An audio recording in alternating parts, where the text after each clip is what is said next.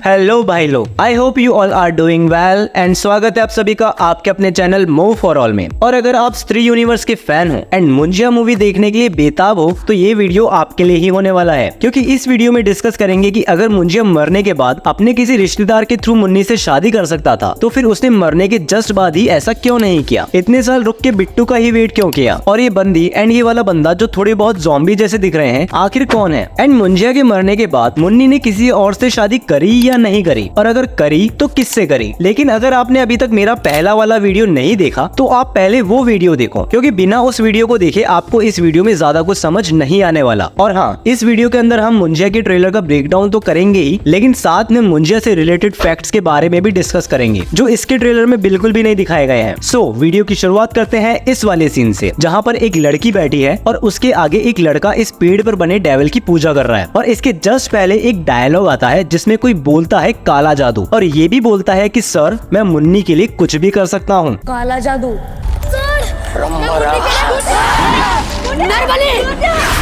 मैं मुन्नी के लिए कुछ भी कर सकता हूँ। तो ये काला जादू करने वाला इंसान होगा मुंजिया, जो यहाँ पे इस डेविल के सामने बैठकर किसी तरह का काला जादू कर रहा होगा, जिसमें ये एक बकरी की बलि भी देने वाला होगा। अब बकरी कहाँ से आई वो आगे पता चलेगा, लेकिन जब मुंजिया यहाँ बकरी की बलि दे चुका होगा उतने में एंट्री होगी एक दूसरे बंदे की, जो मुंजिया का मर्डर कर देगा एंड मर्डर करते हुए कहेगा नरबली।